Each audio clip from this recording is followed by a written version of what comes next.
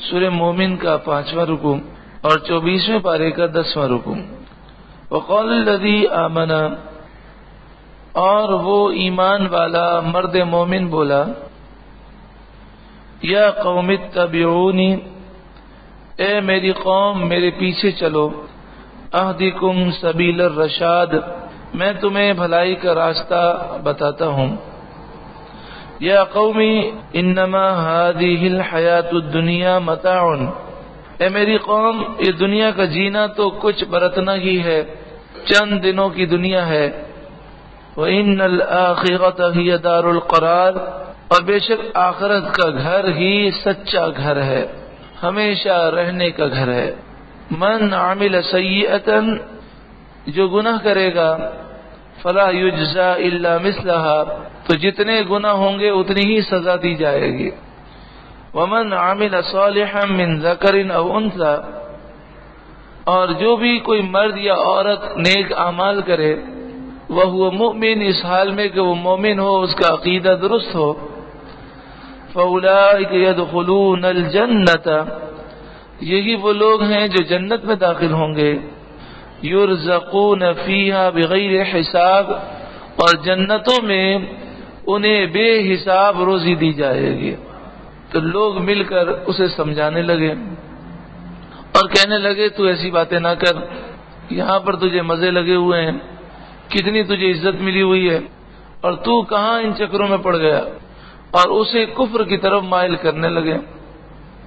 تو جو اس نے جواب دیا، یہ جواب ہر نیک شخص کو یاد رکھنا چاہیے کہ جب ہم کسی کو نیکی کی دعوت دیتے ہیں،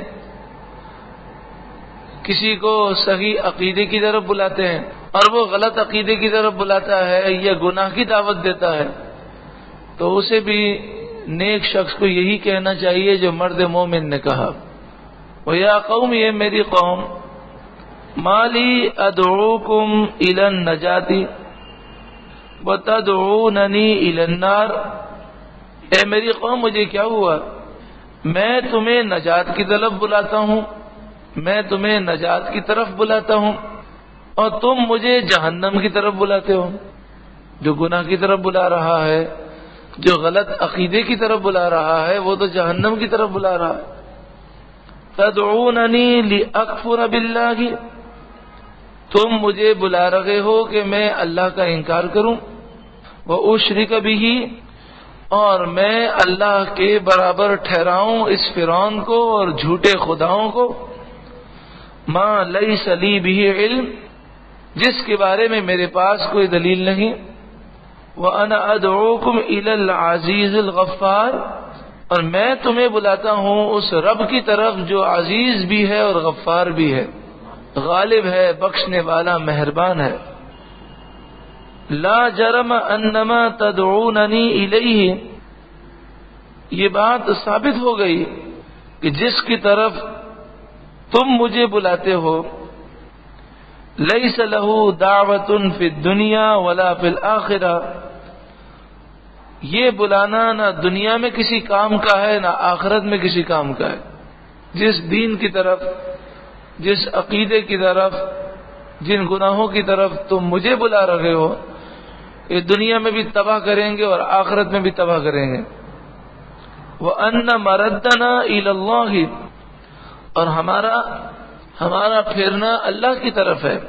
وَأَنَّ الْمُسْرِفِينَ هُمْ أَصْحَابُ النَّارِ، اور جو حد سے بڑھنے والے ہیں، کفر و شرک کرنے والے ہیں، اللہ کے سوا کسی کو خدا الہ معبود سمجھنے والے ہیں، گناہوں بھری زندگی گزارنے والے ہیں، وہ تو جہنمی ہیں۔ جب انہوں نے دیکھا کہ یہ تو بالکل ہی بدک گیا ہے، پہلے تو فرعون یہ سمجھے کہ اس کا ذہن خراب ہو گیا، یہ تو ہمارا بندہ تھا، اس کو کیا ہو گیا، حالانکہ وہ مرد مومن تھا اور کئی سالوں سے اپنے ایمان کو چھپائے ہوئے تھا۔ پھر جب انہوں نے یہ دیکھا کہ یہ تو کسی حال میں سمجھنے کے لیے تیار نہیں ہے، تو انہوں نے دھمکیاں دینی شروع کر دی، کہا کہ ہم تجھے سخت سزا دیں گے، جان سے مار دیں گے۔ تو اس مرد مومن نے کہا فَسَتَذْكُرُونَ مَا أَقُولُ لَكُمْ، ان قریب جو میں تمہیں کہتا ہوں ان قریب تم میری باتیں یاد کرو گے. جیسے ہم کسی کو نصیحت کریں اور نہ مانے تو کبھی کبھی ماں باپ بھی اپنی اولاد کو کہہ دیتے ہیں نا کہ بیٹا تم ہمارا کہنا تو نہیں مان رہے، لیکن ایک وقت آئے گا تمہیں یہ باتیں یاد آئیں گے، تم اپنا نقصان خود کر رکھے ہو. تو اس مرد مومن نے کہا کہ ایک وقت وہ آئے گا کہ تمہیں میری نصیحتیں یاد آئیں گی، لیکن اس وقت توبہ کا دروازہ بند ہو چکا ہوگا، اللہ کا عذاب سامنے ہوگا.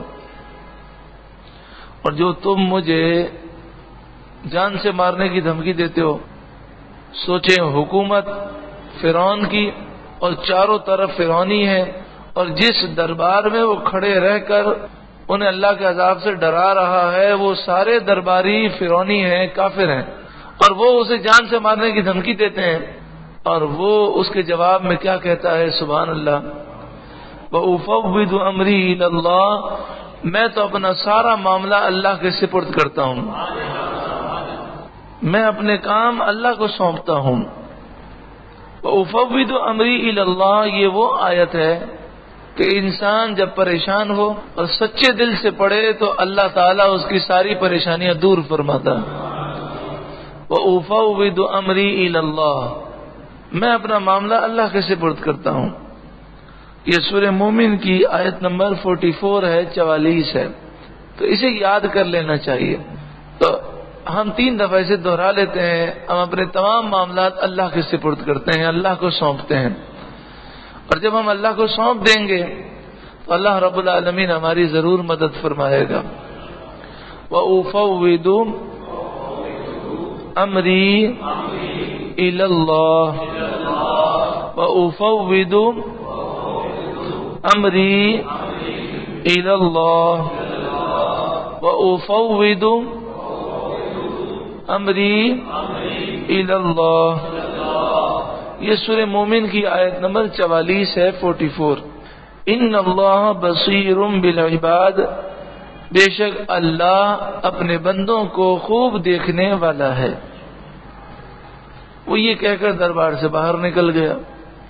سارے فرعون کے پاس مشورہ کرنے لگے کہ اسے سزا کیسے دی جائے، اسے عبرت کا نشان کیسے بنایا جائے.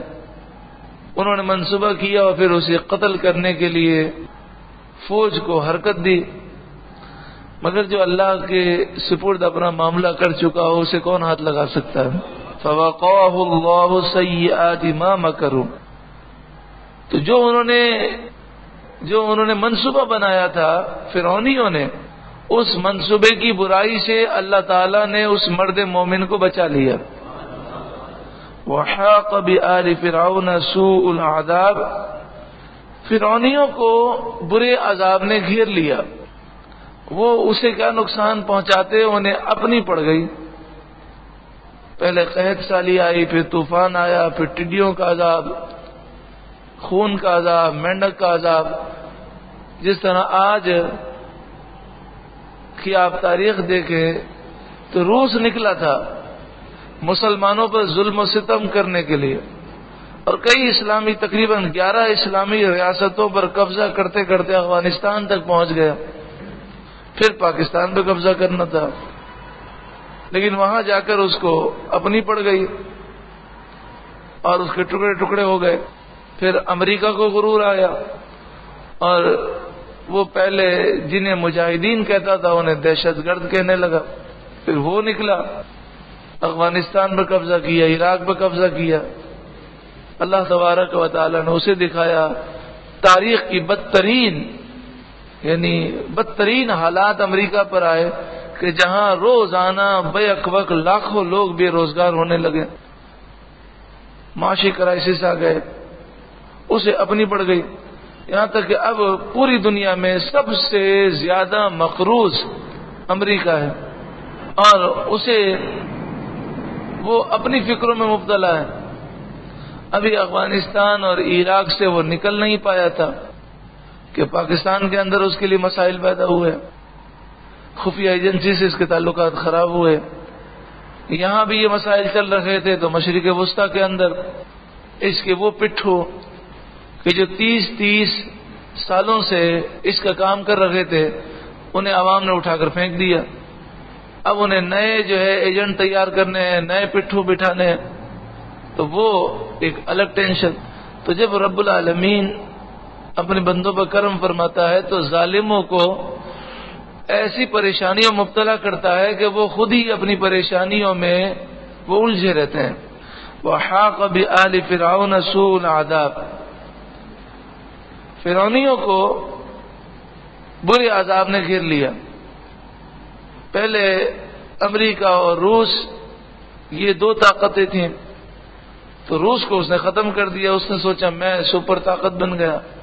تو دوسری طرف سے ایک چائنا کی قوت آ گئی، ہیں تو دونوں کافر، لیکن اللہ تبارک و تعالی بسا اوقات کافر کو کافر کے ذریعے ہلاک فرماتا ہے۔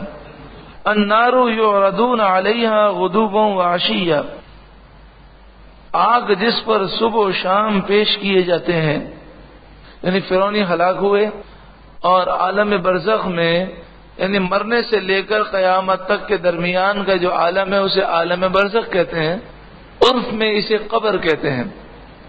لیکن ضروری نہیں کہ وہ کوئی مرنے والا قبر کے اندر ہی ہو، تو دریا میں ڈوب گیا، جل گیا، ہوا میں اس کی راکھ اڑا دی گئی، اسے کوئی فرق نہیں پڑتا۔ مرنے سے لے کر قیامت تک کا جو پیریڈ ہے اسے عالم برزخ کہتے ہیں۔ تو فرمایا النار یعرضون علیہا غدوا وعشیا، فرعونیوں پر صبح و شام آگ پیش کی جاتی ہے۔ کل بروز قیامت جہنمی جہنم کے اندر داخل ہوں گے، اور عذاب قبر جو ہے اس میں مرنے والا جہنم کے اندر نہیں جاتا، بلکہ جہنم کا عذاب اس کی جگہ پر پہنچتا ہے۔ یہ فرق ہے۔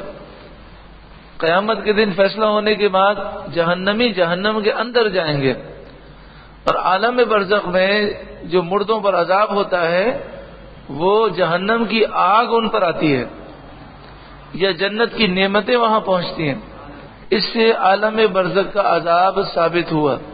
تو جو یہ کہتے ہیں کہ عذاب قبر کی کوئی حیثیت ہی نہیں ہے، عالم برزخ میں عذاب ہی نہیں ہوگا، تو وہ تو قرآن کے منکر ہوئے کہ قرآن نے فرعونیوں پر عالم برزخ کا عذاب بیان کیا۔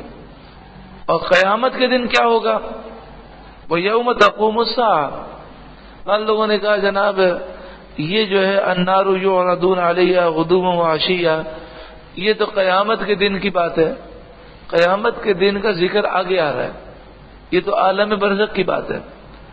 وہ یوم تقوم الساعہ، اور جس دن قیامت قائم ہوگی، ادخلوا آل فرعون اشد العذاب، تو حکم ہوگا فرعونیوں جہنم میں داخل ہو جاؤ، شدید ترین عذاب میں داخل ہو جاؤ۔ یہ عذاب الگ ہے، اور عالم برزخ کا عذاب وہ الگ ہے۔ وَإِذْ يَتَحَاجُّونَ فِي النَّارِ، وَإِذْ اور جب يَتَحَاجُّونَ فِي النَّارِ، جب وہ جہنم کی آگ میں باہم جھگڑیں گے، تو کس طرح جھگڑیں گے؟ دنیا کے اندر اکثر لوگ کسی نہ کسی کی پیروی کرتے ہیں، کوئی اپنے خاندان کے بڑے کی بات مانتا ہے، تو کوئی اپنے سردار یا لیڈر کی بات مانتا ہے، کوئی چودھری کی، کوئی نواب کی، کوئی سیٹھ کی، اور جب سمجھاؤ تو کہتے ہیں جی کیا کریں، سیٹھ صاحب کہتے ہیں، سیٹھ صاحب جھوٹ بولنے پہ مجبور کرتے ہیں، کیا کریں وہ پارٹی کے لیڈر نے یہ فیصلہ کیا ہے۔ تو اکثر ایسا ہی ہوتا ہے کہ اکثر لوگ وہ کسی کی پیروی کرتے ہیں، اور چند ہوتے ہیں لیڈر جو یا تو گمراہی کی طرف لے جاتے ہیں یا ہدایت کی طرف لے جاتے ہیں۔ تو جو لوگ جہنم میں جائیں گے وہ اپنے لیڈروں کو جہنم میں بہت برا کہیں گے۔ فَيَقُولُ الضُّعَفَاءُ، تو کمزور لوگ کہیں گے لِلَّذِينَ اسْتَكْبَرُوا، ان لوگوں سے کہیں گے جن لوگوں نے تکبر کیا، یعنی اپنے سرداروں سے، اپنے لیڈروں سے کہیں گے اِنَّا كُنَّا لَكُمْ تَبَعًا، بے شک ہم تو تمہارا کہنا مانتے رہے، آنکھیں بند کر کے تمہارے پیچھے چلتے رہے، تم بھی جہنم میں ہو ہم بھی جہنم میں۔ فَهَلْ أَنْتُمْ مُغْنُونَ عَنَّا نَصِيبًا مِنَ النَّارِ، تو کیا تم جہنم کی آگ کا کچھ حصہ ہمارے لیے گھٹا سکتے ہو؟ قال الذین استکبروا انا کل فیہا، تو متکبر لوگ یعنی سردار بولیں گے ہم سب کے سب آگ میں ہیں، تم بھی جل رہے ہو ہم بھی جل رہے ہیں۔ ان اللہ قد حکم بین العباد، بے شک اللہ بندوں میں فیصلہ فرما چکا۔ یہ بات ہمیں دنیا میں کیوں بتائی جا رہی ہے؟ دنیا میں یہ بات اس لیے بتائی جا رہی ہے کہ نہ ماں باپ، بیوی بچے، بھائی بہن، دوست احباب، رشتہ دار، سردار، لیڈر، قائد، چودھری، نواب، یہ کوئی بھی کل بروز قیامت بچا نہیں سکے گا۔ تو ہمیں ماں باپ کی عزت کرنی ہے، بیوی بچوں کا خیال رکھنا ہے، بھائی بہنوں کا خیال رکھنا ہے، رشتہ داروں کا خیال رکھنا ہے، مگر کہنا اللہ اور اس کے رسول کا ماننا ہے۔ ان کی خاطر اپنی آخرت کو برباد نہیں کرنا، کیونکہ قبر کے اندر کوئی بھی ساتھ نہیں آئے گا، کوئی بھی اللہ کے عذاب سے بچا نہیں سکے گا۔ وقال الذین فی النار، اور جو لوگ جہنم میں ہوں گے وہ کہیں گے لخزنۃ جہنم، کس سے کہیں گے؟ جہنم کے داروغہ حضرت مالک جو فرشتے ہیں ان سے کہیں گے ادعوا ربکم، آپ اپنے رب سے ہمارے لیے دعا کریں، یخفف عنا یوما من العذاب، جہنم کا عذاب ایک دن کے لیے ہمارے لیے ہلکا وہ کر دیں، تھوڑی تخفیف کر دے۔ قالوا، تو جہنم میں جو فرشتے مقرر ہوں گے وہ کہیں گے اولم تأتیکم رسولکم بالبینات، کیا تمہارے پاس رسول روشن نشانیاں لے کر نہیں آئے تھے؟ قالوا بلا، وہ کہیں گے ہاں کیوں نہیں، سب ہمیں پتا تھا پھر بھی ہم نہیں مانے۔ قالوا فادعوا، تو جہنم میں جو فرشتے مقرر ہوں گے وہ کہیں گے پھر تم ہی اللہ کو پکارو اور اس سے دعائیں کرو، ہم تو تمہارے لیے کوئی بات اللہ کے جناب میں عرض نہیں کریں گے۔ وما دعاء الکافرین الا فی ضلال، اور کافروں کی دعا نہیں مگر بھٹکتے پھرنے کو، یعنی کافر جہنم میں جو دعائیں کریں گے ان میں سے کوئی بھی دعا ان کی قبول نہیں ہوگی۔